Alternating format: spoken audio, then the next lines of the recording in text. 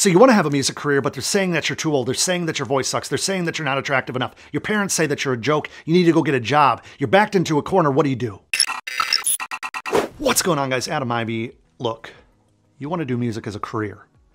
You have a passion for creating. You have a passion for doing your own thing. You have a passion for expressing yourself through music. But your parents, your loved ones, friends, family, significant other, even coworkers or classmates, they don't understand what you're doing. And it brings you down. Makes you question what you're doing.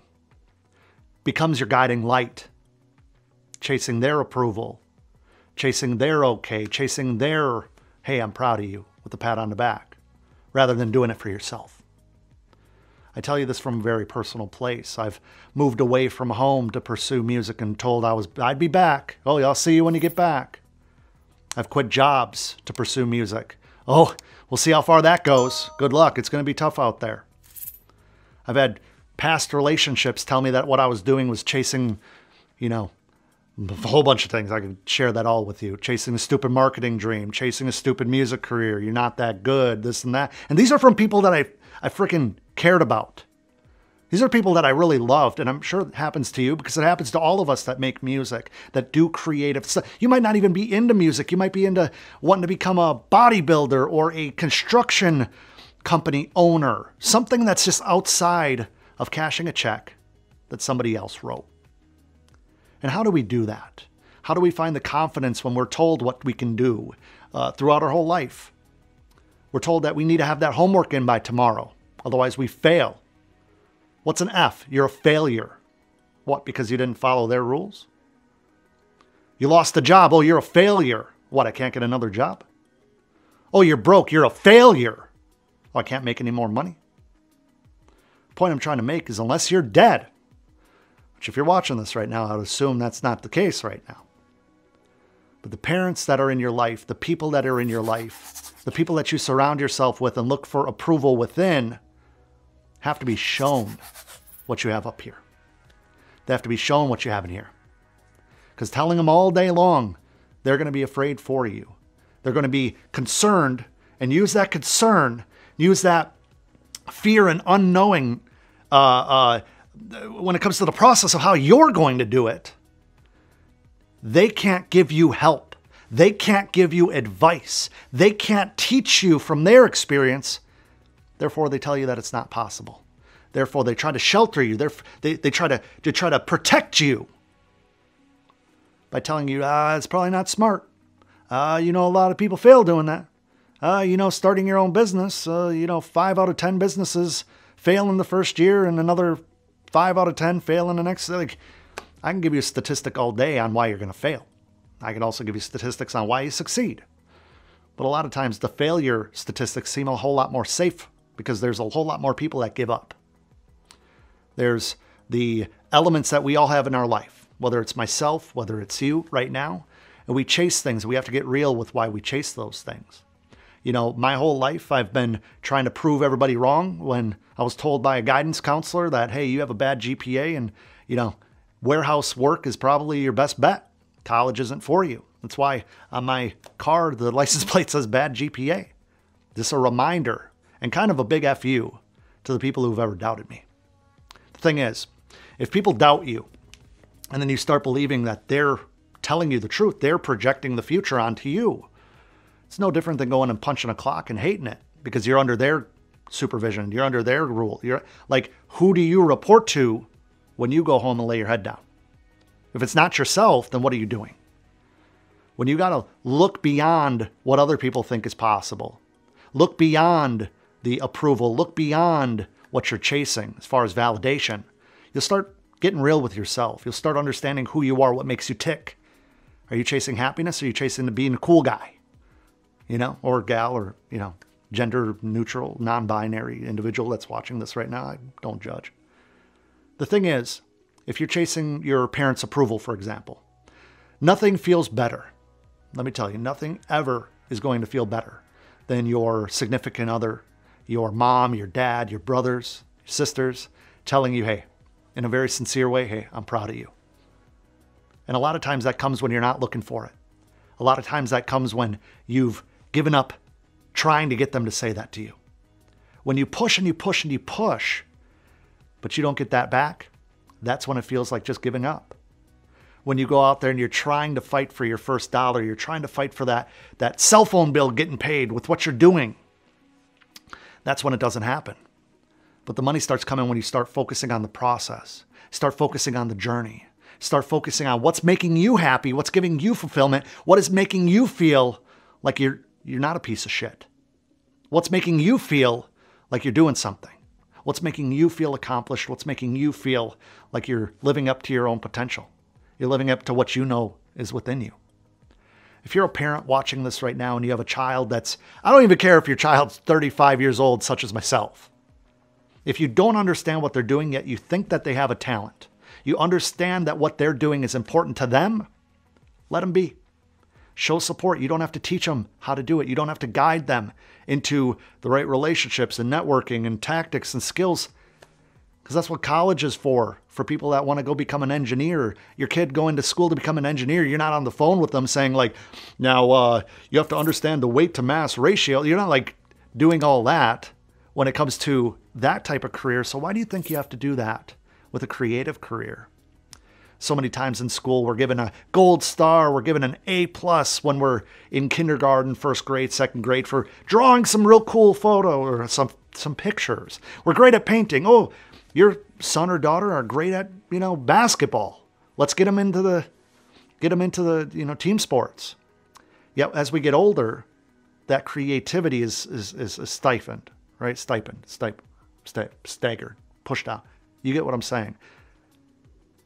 I think that one thing that's so dangerous is that as we start thinking about this at like 16 freaking years old, 17 freaking years old, we got to figure out what you want to do for the rest of your life. You got to figure out your career.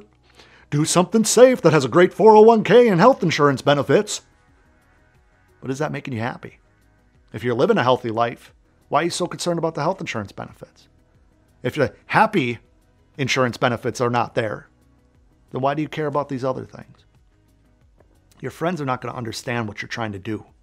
If you surround yourself with other friends that are doing the same and uplift you, as they say, you're the sum of the 5 people you spend the most time with. And I believe that overall.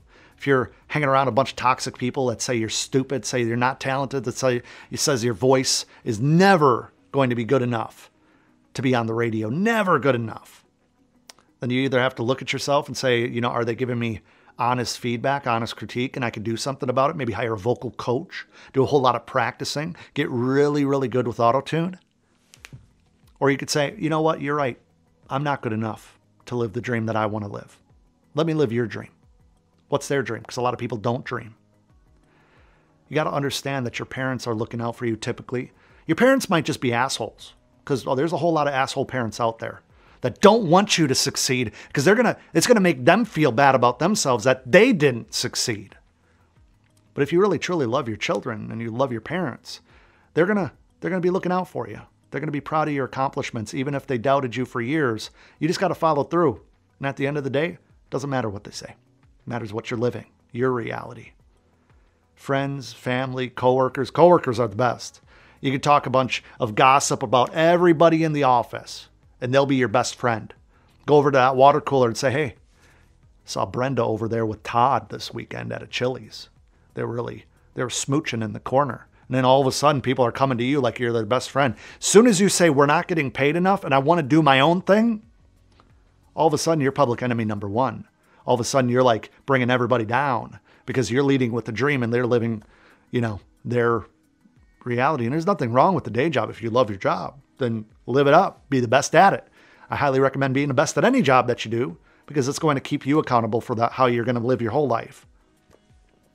You got to understand, as I've said before in other videos, your vision, no matter how freaking real it is between your ears, the world's not going to understand it until you show them. Don't overpromise the world all these different things and then fall flat. That's one thing that really will ruin your confidence. It'll ruin your self-esteem is I'm going to get a record deal by the end of 2021. It's going to be my year. And then the end of 2021 comes and you're nowhere near that. And then all of a sudden the goal, the self-proclaimed accomplishment that you put out into the world didn't happen. Therefore, you feel like a coward. You feel like somebody who's a failure. Why? Because you put something out into the world and then, like, they didn't do that for you. They're not saying, hey, win a Grammy by the end of the year and I'll believe in you. Nobody's doing that. And if they do, I don't know. That's a whole situation that I've never experienced myself. Guys, one thing I want you to understand is that when you're pursuing a music career, when you're pursuing a creative endeavor, when you're pursuing even starting a nonprofit or a small business, let's say that you're making bracelets in your garage. Whole lot of people in this world make bracelets as a hobby. There's a difference between having a bracelet business and just being good at making bracelets for your friends and family. You got to have a different mindset.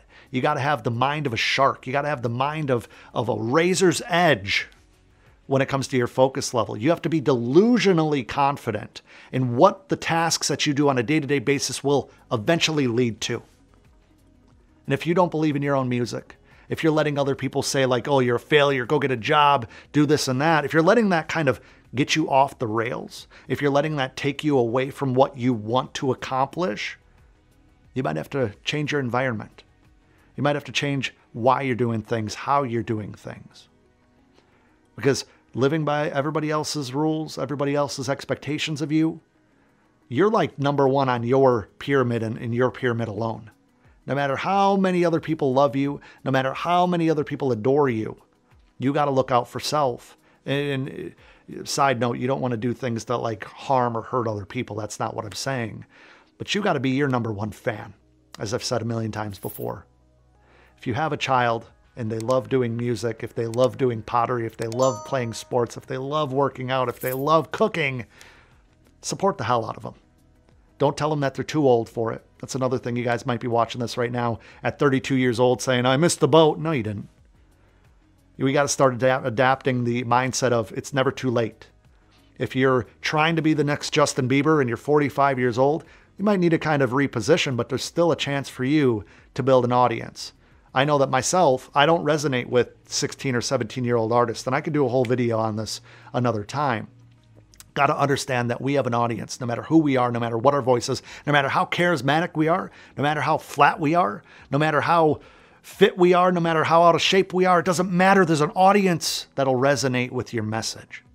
But it takes practice to get good at that message. It takes practice to get good at music. It takes practice to get good on camera. It takes practice, and it takes practice to believe in yourself. It takes practice to stand up to the people who doubt you.